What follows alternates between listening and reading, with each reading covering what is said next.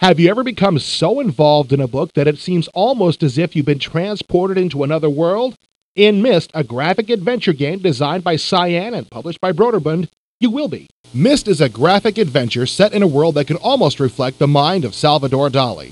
The developers of the game spent 2 years creating a world filled with breathtaking scenery and mind-boggling puzzles. The music and sound give Myst an almost lifelike quality. Overall, I found Myst to be tranquil and relaxing to explore. A welcome contrast to the traditional pulse-pounding arcade game. The primary objective of Myst is to find the pages of 2 enchanted books. The books themselves imprison 2 brothers who can only be freed by collecting all the missing pages. These pages are certainly not easy to find, as the vermin responsible for imprisoning the 2 brothers has scattered them across several different worlds. You'll have to travel to these worlds, as well as solve some brain-damaging puzzles to complete your quest. Like many graphic adventure games, Myst uses a basic point-and-click interface. However, Myst's controls are definitely at the low end of the complexity spectrum. There aren't any specific commands. Click on part of the screen and the result is determined by what you're clicking on.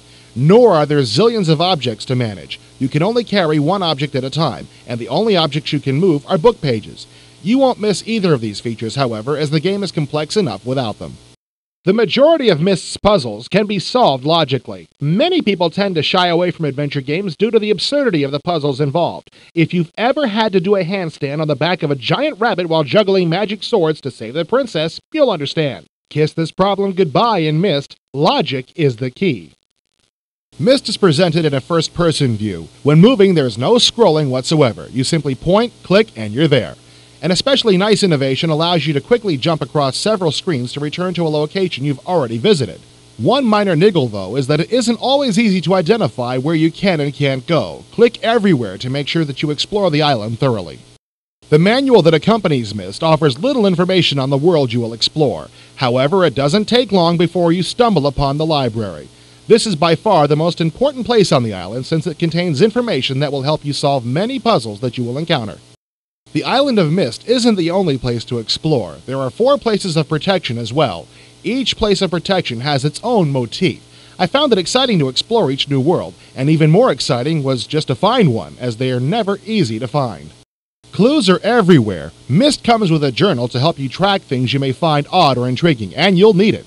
Clues will come in many forms. Books, fragments of pages, and even the land may give you the answers to the puzzles you face. Myst uses video sparingly to enhance gameplay, and to my complete surprise, it actually does enhance gameplay. Video clips are limited to recorded warning messages and desperate pleas of the brothers trapped within the enchanted books. As much as I rave about Myst, it does have its flaws. The music will occasionally cut out briefly, and transitions between scenes sometimes are excessively long. The worst problem, however, is that the game will occasionally lock up without warning. Suggested solutions include disabling all other programs running in Windows, making sure you are running the most current sound and video drivers, and saving often. Even though Myst does have a few technical difficulties, I recommend it with no reservations. I can't imagine that very many people will dislike it. It's even a good game to play with your friends who don't play computer games.